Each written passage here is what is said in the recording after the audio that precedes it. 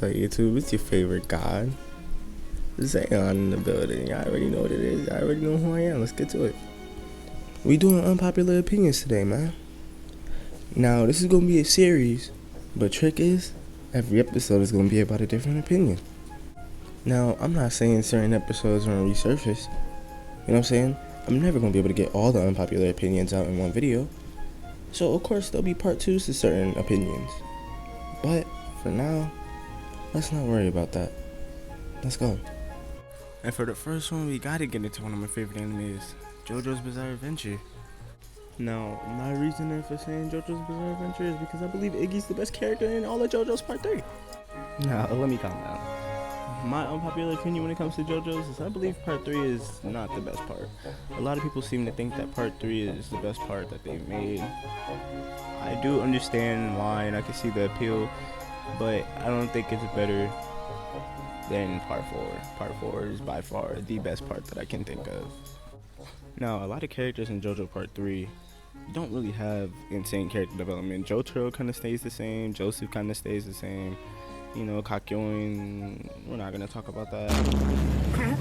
But it's like character development is what lacks in Part 3 compared to Part 4 and Part 5, as the main and protagonist in those two parts really get insane character development from beginning to end.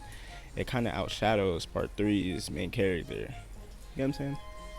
Another reason as to why I feel like Part 3 isn't the best is because the villains or main antagonists just fit into their realms. Like, they all have their reasons as to why they're seen as the villains and depicted as villains in their own area, as where Part 3's is more of a universal villain, as like he's trying to take over the world, or you know what I'm saying, like he's going for the big prize, which is cliche.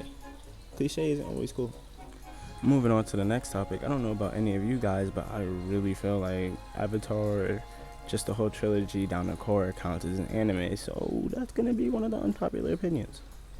The biggest unpopular opinion I believe I have is Boomy. I really feel like Boomy is an okay character. I don't think he's, I believe Boomy's overrated in my opinion. I feel like a lot of people look forward to Boomy due to the comedic relief, but Avatar has a lot of comedic relief already. If you went through the entire show of Avatar without at least smirking or laughing, then you literally have no sense of humor, and that's just real. If you never watched the show before and you heard about Boomy, you think Boomy was like a teacher or something. But really, he's not. He's pretty much for comedic relief.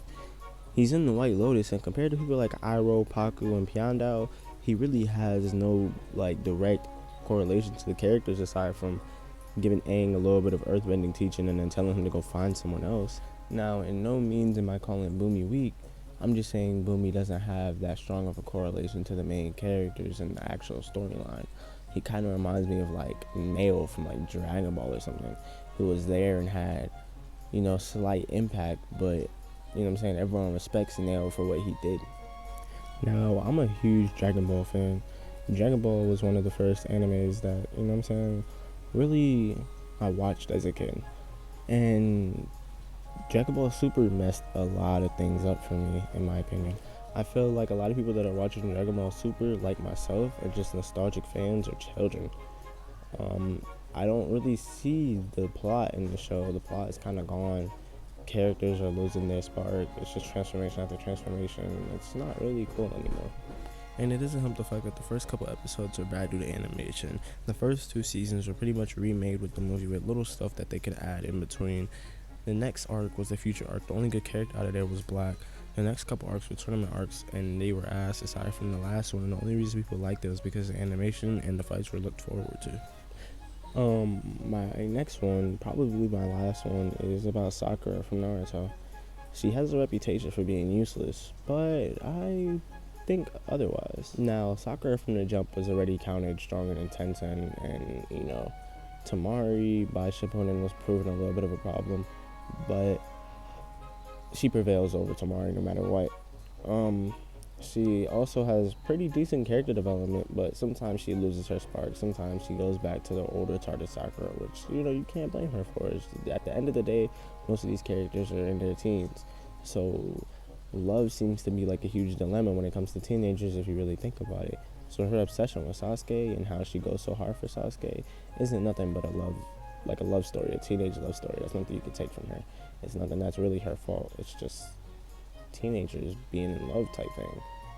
Now, I'm not saying that her obsession with Sasuke wasn't annoying, but it's there and it's nothing that we could take from her, nor did it kill her character. I feel like it was the complete balance between, once you make it to Shippuden, the balance between like, oh, I understand Sasuke is evil and can't do much for us, and the, oh, I still love him type stuff is pretty well splitted, like I can see it.